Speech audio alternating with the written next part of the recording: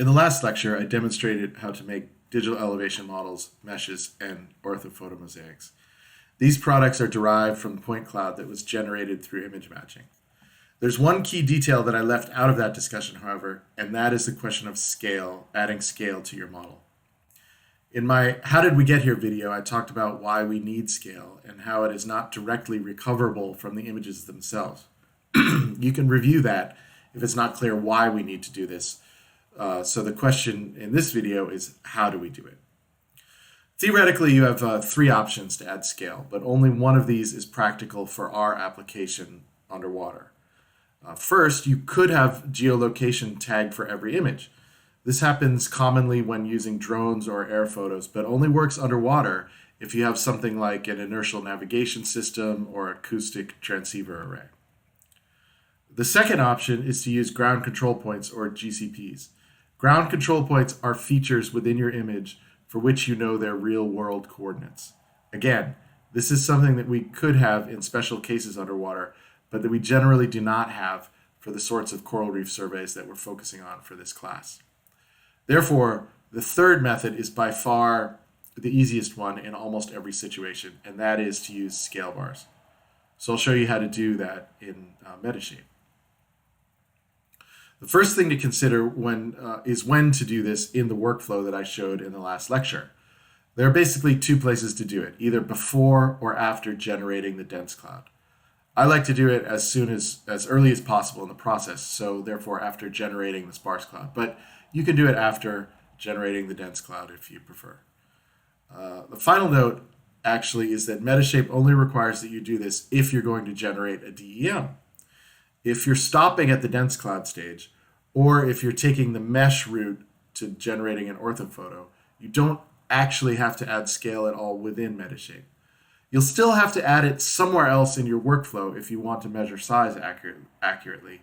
But, and of course it never hurts to do it. So in other words, the meshing and the orthophotos generated from the mesh would be no different except for having accurate scale. Anyway, I usually do it within the sparse cloud, so let me show you how to do this. The first step is you have to have at least one scale bar in your model. So that's a key data collection step, and we've discussed the need for that. Then I'll use the Show Images button, also available under the Model, Show Hide, Show Images menu option. This overlays the original images on top of the point cloud. And as you pan around in the point cloud, you can see different images, and the trick is to find one with the scale bar in it. Once you have that, zoom in so that you can pick points accurately. Then make sure to select this little flag button, which is the Show Marker button, or you can use the Model, Show Hide, Show Markers menu item. Then, when you have a point determined at one end of your scale bar, right-click and Add Marker. You'll get a point popping up like this. Once you have at least 2 points, you can go to the Reference pane, select the two ends of the scale bar, right-click, and create scale bar. Double-click under the distance field for the scale bar and enter the size in meters. Here it's 51.2 centimeters or 0.512 meters. The accuracy defaults to 0.5 millimeter, which is honestly probably too good for for manually picking these points, but it's an okay number to use for starters.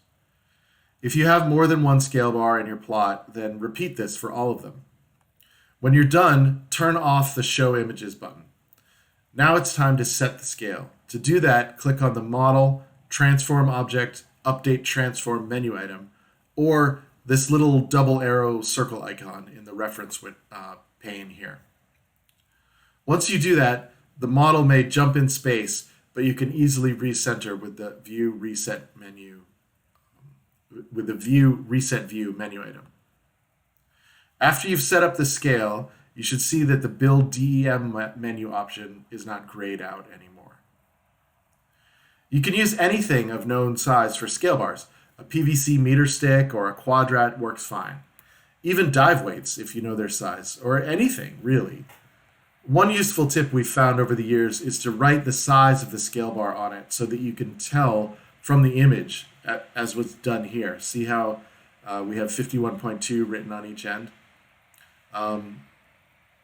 Another useful tip with scale bars is to use these coded targets. You'll find that hand clicking on meter sticks works fine, but it gets annoying after a while. It's just an extra step that takes time. So if you have scale bars with these coded targets on them, you can just click Tools, Markers, Detect Markers menu item, and it will scan through all the images and find them for you. So let me get rid of the ones I added by hand and I'll show you. Just delete the ones we added by hand, click the menu item, use the defaults, and here you go. Now you can make the scale bar with these points just like I showed you, but without having to find them or click on them to make the points. So to make coded targets of your own, use the Tools, Markers, Print Markers menu item. I use the defaults, but I print 4 per page, which makes them about 10 centimeters square when you cut them out. So that's the basics of adding scale to your model, which is really a crucial step, particularly for size-based analysis and also for generating digital elevation models within Metashape.